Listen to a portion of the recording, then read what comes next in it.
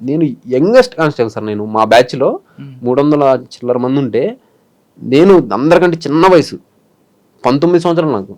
నేను youngest constable. So అట్లాంటి నాకున్న టాలెంట్స్ని, నాకున్న క్రిటికల్ స్కిల్స్ని, నాకున్నటువంటి ఇంక్విజిటివ్ పవర్స్ని, వీటన్నిటిని మంచిగా ఇన్వెస్టిగేషన్స్కి వాటికి ఉపయోగించుకుంటూ నాకు కెరీర్ కూడా ప్రోగ్రెస్ చేస్తే డిపార్ట్మెంట్కి నేను ఒక మంచి అసెట్ అవుతాను. సో అట్లా చేయకుండా పర్సనల్గా ఏదో ఇది చేస్తే ఆయన ఇంకా బ్రిటిష్ పోలీసుని ఫాలో అవుతున్నారు. ఎస్ ద బ్రిటిష్ లెగసీ అనేటువంటిది అది బ్రిటిష్ వారు అంటారు, చూస్తానికి రూపంలో భారతీయులను మైండ్ సెట్ లో బ్రిటిష్ వారిని మేము తయారు చేస్తామని. ఆ లెగసీ ఈ రోజుకి ఉందన్నమాట. ఆ కలోనియల్ కొంతమందికి, అందరికి కాదు. అండ్ ఇంకొకటి, కొంతమంది మంచి ఆఫీసర్స్ ఉన్నారు సార్. ఐపీఎస్ ప్రమోద్ కుమార్ గారు చేశారు, అప్పుడు ప్రకాశం ఎస్పీగా చేశారు. నేను ఆ మ్యూచువల్ ట్రాన్స్ఫర్ కోసం వెళ్తే అప్పుడు కందుకూరు సర్కిల్ ఇన్స్పెక్టర్ గారు ఉన్నారు. 2014లో ఒక ఆయతను ఉంటే, సార్ నేను మ్యూచువల్గా పెట్టుకుంటాను సార్, నాది ఫార్వర్డ్ చేయండి సార్ అని ఒక 10 సార్లు తిరిగింది సార్. ఆయన 10 సార్లు తిరిగినప్పుడు 11 సరే పో, బయటికి పో, యూజ్లెస్ ఫెలో అన్నారు. ఎవరు? ఆ కందుకూరులో సిఐ అన్న తర్వాత అసలు నేనేం అడిగాను, నా మ్యూచువల్ ట్రాన్స్ఫర్ అంటే ఇక్కడున్న స్టాఫ్ అక్కడికి వెళ్తారు, అక్కడున్న స్టాఫ్ ఇక్కడికి వస్తారు. సో దీనికి కూడా వీళ్ళు అంటే కనీసం స్టాఫ్ గ్రీవెన్స్ని అడ్రస్ చేయడం అనేది ఒక ఎస్హెచ్ఓగా మీ బాధ్యత. సో అట్లా చేయాలని చెప్పి చేయకుండా నేను ఇంకేం చేశాను అంటే, సరే ఏదైతే అది అవుతుంది, మహా అయితే ఎస్పీ గారు ఏం చేస్తారు, తిడతారు, లేకపోతే ఒక మెమో రాపిస్తారు త్రూ ప్రాపర్ ఛానల్ రాలేదని చెప్పి ధైర్యం చేసి వెళ్ళిపోయాను సార్. అసలు మీరు నమ్మరు సార్, ప్రమోద్ కుమార్ సార్ గారు ఎంత జనరాసిటీ తోటి, ఎంత సెన్సిటివ్గా, మ్యాగ్నానిమిటీ తోటి, ఏంది బాబు ఇట్రా అన్నారు.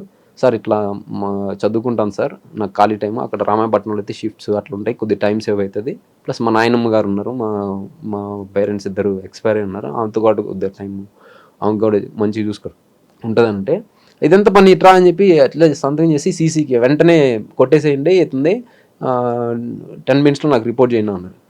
అసలు నేను ఆ నుంచి తీసుకొని ఒంగోలు నుంచి గుడ్లూరు వెళ్ళే లోపల నా వచ్చేసిందండి ట్రాన్స్ఫర్.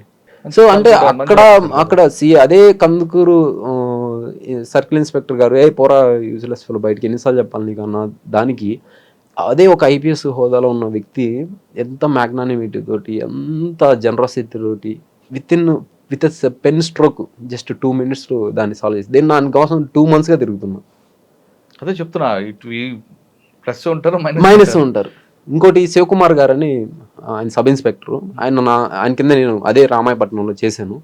అసలు ఆయన అంటే నాకు అన్నయ్యలు లేరు, ఆయన నాకు అన్నయ్య లెక్క. ఆయన నువ్వు ఇట్లా వెళ్ళు, ఇది తీసుకో, నీకు ఇట్లా తప్పదబ్బా, ఇది డిపార్ట్మెంట్లో ఇట్లా అవమానం చేస్తుంటారు, ఏం కాదులే, నేను రిజైన్ చేస్తా. ఆ రోజు ఏమైందంటే, అట్లా ఆయన డెరోగేటరీగా చేసిన తర్వాత అదే రోజు నేను వెళ్ళి, సార్ ఇట్లా రిజిగ్నేషన్ చేస్తున్నాను చెప్పారా? ఇచ్చేసా, లెటర్ రాసి ఇస్తే ఆయన ఏంటి బెదిరిస్తున్నావు అన్నాడు. బెదిరించట్లేదు sir, I took it mindful decision అన్నాడు. దాని తర్వాత కామ్గా అయిపోయారు, అది ఆడబడేసి కామ్గా ఉన్నారు. ఒక 1/2 hour 45 minutes 1 hour లోపల పిలిచారు. మళ్ళీ పిలిచి, మీరు ఇది పెట్టారు కదా, దీన్ని పెట్టాలంటే త్రూ ప్రాపర్ ఛానల్ పెట్టాలంటే టైప్ చేసుకొని రండి అన్నారు. టైప్ చేసుకొని డిటిపి ఫార్మాట్లో తెమ్మన్నారు. నేను రాసి ఇచ్చాను. సో ఆయన ఇంకా నేను దాన్ని డిటిపి చేయించుకొని వెంటనే తీసుకొచ్చా. ఆయన షాక్ అయ్యారు, ఏంది ఇతను నిజంగానే చేస్తున్నట్టున్నాడు అన్నట్టు. ఇంకా సరే అది దగ్గర పెట్టుకున్నాడు. మీరు నమ్మరు సార్, నేను అది ఆ రోజు ఇచ్చేసేసి నేను ఇంకా మళ్ళీ పక్క స్టేషన్లో లీవ్ తీసుకున్నాను. పోలీసులు అటు తీసుకోవచ్చు లీవ్స్, అటు లీవ్ తీసుకొని నేను ఇంకా దాన్ని తీసుకొని వెళ్ళిపోయాను. నా సరెండర్స్ అన్ని సబ్మిట్ చేసుకుని ఎస్పీ గారి దగ్గరికి తీసుకుపోయి, ఇప్పుడు సాంబశివరావు గారు వాళ్ళు, ఎవరండి ఎస్పీ అప్పుడు ఎస్పీ సత్య బాబు గారు, వెంటనే ఎగ్జాక్ట్ గుర్తులేదు సార్, బాబు గారు అనుకుంటున్నాను. ఇంకా అట్లా తీసుకొని నేను అది ఇచ్చేసి వెళ్ళిపోయిన తర్వాత మీరు నమ్మరు, నా రిజిగ్నేషన్ లెటర్ని ఫార్వర్డ్ చేయకుండా స్టేషన్లోనే అట్లే పెట్టి, నేను కోచింగ్కి వెళ్ళిపోయాను, నేను ప్రిపరేషన్కి అట్లే పెట్టి, నాకు 1 year జీడీలో జనరల్ డైరీలో ఆబ్సెంట్ అని ఎంట్రీ పెట్టి 21 రోజులు అయిన తర్వాత డెజర్టర్ అంటే ఉద్యోగం చేయకుండా పారిపోయిన సైనికుడు అనే డెజర్టర్ రిపోర్ట్ కొట్టి ఒక టీంని నా మీద నిఘా పెట్టి, నేను ఎప్పుడు ఇంటికి వస్తానా, ఎక్కడ ఢిల్లీలో ఉన్నానా, ఎక్కడున్నాను కనిపించి, నేను ఆ డెజర్టర్ అయ్యాడని చెప్పి నాకు నోటీస్ సర్వ్ చేయించారు sir. Is it appropriate behaviour sir ఒక ఆఫీసర్గా ఉన్నప్పుడు? మీరు లీవ్ పెట్టారు కదా? అవును సార్. ఎస్పీ గారు కలిశారు కదా, అప్పుడు మరి కలవలేదా, చెప్పలేదా? అప్పుడు అకామిడేషన్ లీవ్స్ అవి ఉన్నాయి సార్. అంటే అప్పుడున్న ఎస్పీ గారికి నేను రిజైన్ చేస్తాను విషయం చెప్పారా? నేను చెప్పలేదు sir. Through proper channel resignation అనేది త్రూ ప్రాపర్ ఛానల్. అంటే నేను ఆ మెరైన్కి వెళ్ళటం అనేది డెప్యుటేషన్ కిందకి వస్తుంది. సో అదేంటంటే వైజాగ్ హెడ్ క్వార్టర్కి వెళ్తుంది. హెడ్ క్వార్టర్ నుంచి మళ్ళీ మన యూనిట్ ఆఫీసర్ దగ్గరికి వస్తుంది సార్. వైజాగ్లో ఆఫీసర్కి అడగలేదా మీకు ఎందుకు రిజైన్ చేస్తాను అడగలేదు ఆయన? అడగలేదు సార్, ఎవరు ఆయన పంపించలేదు కదా సార్.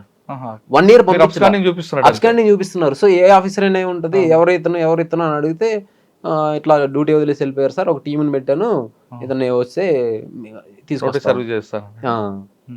అసలు మీరు నమ్మరు సార్, నేను ఢిల్లీ నుంచి వచ్చాను ప్రిపరేషన్కి వెళ్ళి, ఒక పర్పస్ ఏదో వచ్చాను, వచ్చి అట్లా కూర్చున్నాను, నా దగ్గరకు వచ్చేసారు మా ఫ్రెండే వేణు అని ఒక అతను కానిస్టేబుల్ వచ్చి, నీకు సిఐ గారు ఇలా లెటర్ ఇమ్మన్నారు అని చెప్పి చెప్పాడు. ఆ లెటర్ని తీసుకొని చూస్తే మీరు ఇట్లా ఇట్లా సంవత్సరం నుంచి ఆబ్సెంట్లో ఉన్నారు, డెజర్ట్ అయ్యారు, అది ఇది అని చెప్పి ఉంది. అసలు నాకు ఎంత బాధ వేసేది సార్. మీరు ఆయన అడిగారా? నేను అడగలేదు. అడగకుండా నేను ఇంకా వైజాగ్ వెళ్ళిపోయాను హెడ్ క్వార్టర్కి. సార్ నేను ఇట్లా ఇదయ్యానని చెప్పి అప్పుడున్న ఐజీపీ గారికి ఎక్స్ప్లెనేషన్ చెప్పుకున్న తర్వాత, ఇది మాకు సంబంధం లేదండి, ఇది ఇంకా మీరు ఎట్లా సార్ట్అవుట్ చేస్తారు, దీనికి నాకు దగ్గర సొల్యూషన్ లేదు, మీరు 1 year డిజర్టర్ అయిపోయారు ఎట్లా అని సార్ ఏం అనలేదు. ఇంక నేను మళ్ళీ అప్పుడు సిద్ధార్థ్ కౌశల్ గారు వచ్చి ఉన్నారు ప్రకాశం డిస్ట్రిక్ట్కి. ఇంకా సిద్ధార్థ్ కౌశల్ గారి దగ్గరికి వెళ్ళి, సార్ చాలా యంగ్ అండ్ డైనమిక్ సార్, చాలా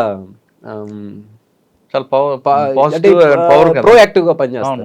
నేను వెళ్ళాను, రాగానే మంచిగా మళ్ళీ టర్న్అవుట్ నీట్గా చేసుకుని మళ్ళీ పోలీస్ యూనిఫామ్ వేసుకొని వెళ్ళి సార్ని కలిసి, సార్ ఎట్లా అంటే, ఎందుకు ఎగ్జాక్ట్గా చెప్పు రీజను, అన్ని కథలు కాకుండా మామూలుగా చెప్పు నాకు అన్నాడు. నేను చెప్పాను సార్ ఇట్లా సివిల్ సర్వీస్కి వెళ్ళాను, ఇట్లా అయింది ఇన్సిడెంట్, ఇట్లా అయిందని అంటే, అప్పటికి నేను ప్రిలిమ్స్ పాస్ అయ్యి వెళ్ళాను సార్. ప్రిలిమ్స్ పాస్ అయ్యి వెళ్ళా 2019 ప్రిలిమ్స్ పాస్ వెళ్ళా.